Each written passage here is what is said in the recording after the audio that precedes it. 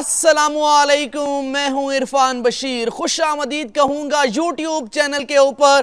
दोस्तों, बहुत बड़ी ब्रेकिंग न्यूज है। वो हो गया है जो किसी के वहमो गुमान में भी नहीं था, वो हो गया है जो किसी ने सोचा भी नहीं था। शहबाज और पीडीएम हुकूमत के लिए खतरे की घंटी बज चुकी है।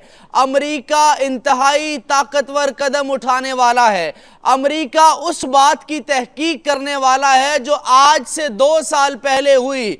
9 अप्रैल 2022 को याद कीजिए दोस्तों।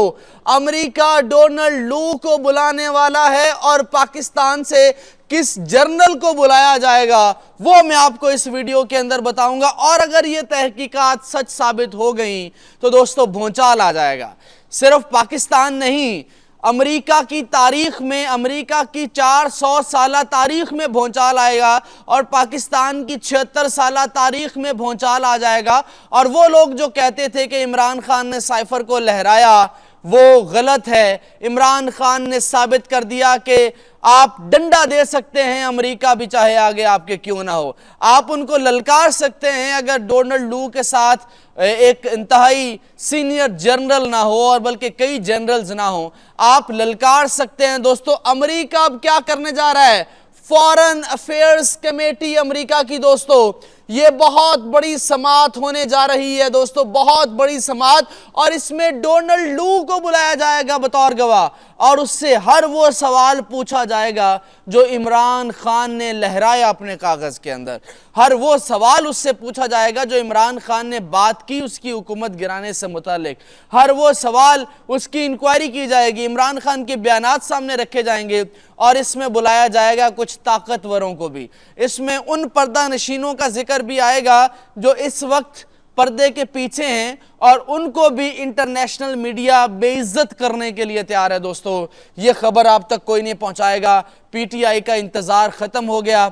आज इमरान खान की दूरअंदेशी को सैल्यूट करने को दिल करता है। इमरान खान को इस बात की खबर नहीं होगी, लेकिन आपने इस वीडियो को सबसे ज्यादा शेयर करना है। इसको जंगल में आग की तरह इस वीडियो को हर जगह फैला दीजिए। वीडियो को लाइक दोस्तों लाजमी किया कीजिए, और जो दोस्त नए हैं चैनल के ऊपर इसको सब्सक्राइब कर लीजिए, क्योंकि ये आपकी आवाज है। इस आवाज को तवाना कीजिए, क्योंकि पाकिस्तान का जो मीडिया है वो आप समझे कि बिक चुका है।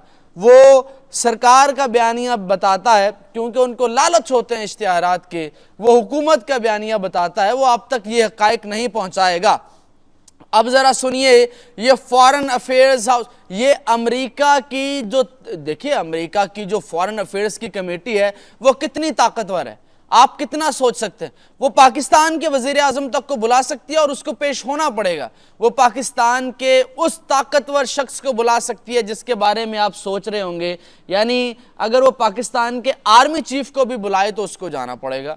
ये फॉरेन अफेयर्स की कमेटी है और इसमें वो सारे लोग शामिल होते हैं जो अमरीकी थिंक टैंक हैं, जो डिसाइड करते हैं। आपको भी पता है कि अमेरिका में उसी की हुकूमत होती है, पाकिस्तान में उसी की हुकूमत होती है जो अमेरिका चाहता है। और आपको यह भी पता है कि डोनाल्ड ट्रंप दोबारा आने वाला है। डोनाल्ड ट्रंप इमरान खान का दोस्त है। डोनाल्ड ट्रंप के बारे में आपको यह भी याद होगा कि जब इमरान खान की हुकूमत गिरी तो उसको उसके मुशीरों ने बताया, वो वीडियो भी आपके सामने होगी जिसमें उसके मुशीरों को बताया कि इमरान खान ने इस तरह पाकिस्तान के करप्ट, बीप कर रहा हूं मैं, उनके खिलाफ बात की तो इमरान खान को गिरा दिया गया।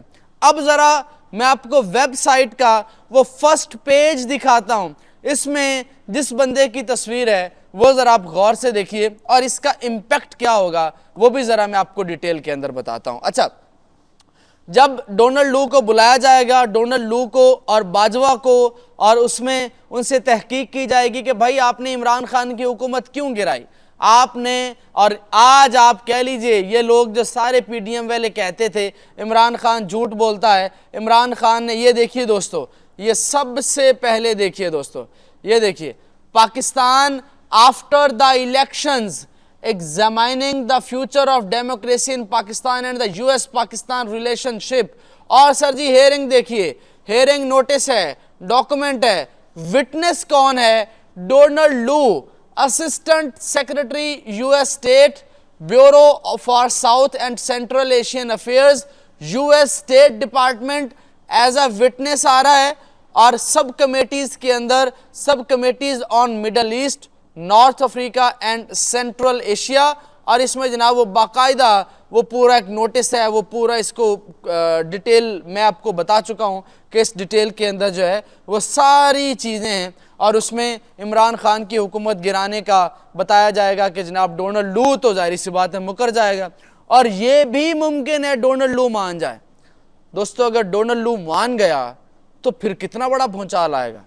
और डोनाल्ड लू अगर ये भी मान लिया कि पाकिस्तान के फलां फलां बंदे ने मुझे कहा कि हटाओ, मैंने उसको कहा कि हटाओ, और डोनाल्ड लू अगर ये भी मान गया कि मुझे सऊदी अरब के बादशाह भी ये चाहते थे कि इमरान खान की हुकूमत गिराई जाए, तो दोस्तों फिर क्या होगा, ये भी एक बहुत बड़ा सवाल है।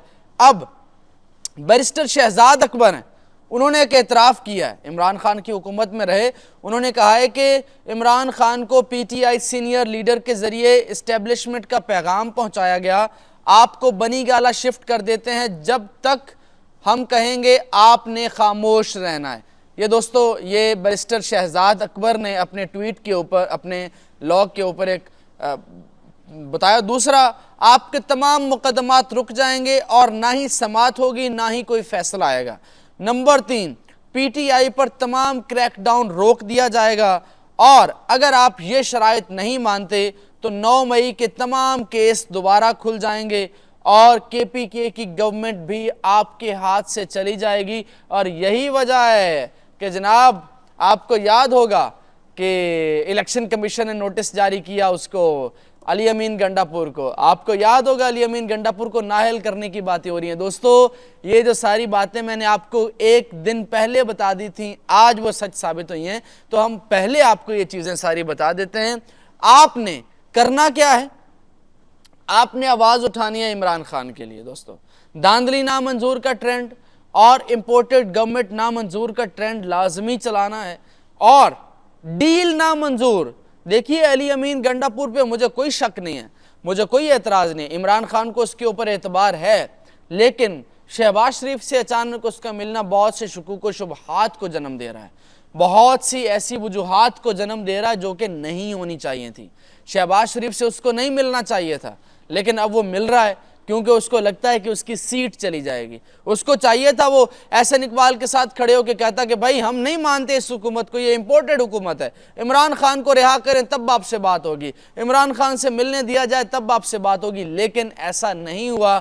अब यूँ लगता है कि अली अमीन गंडापुर भी इलेक्शन कमीशन ऑफ पाकिस्तान की धमकी से डर गए हैं। तो ये मजमूई अहवाल था, आप तक पहुँचाया। वीडियो को लाइक लाजमी कीजिएगा, जो दोस्त नए हैं वो सब्सक्राइब कर लीजिए। मुलाकात होगी अगले व्लॉग में, तब तक अपना ख्याल रखिए, मुझे इजाज़त दीजिए, अल्लाह निगहबान।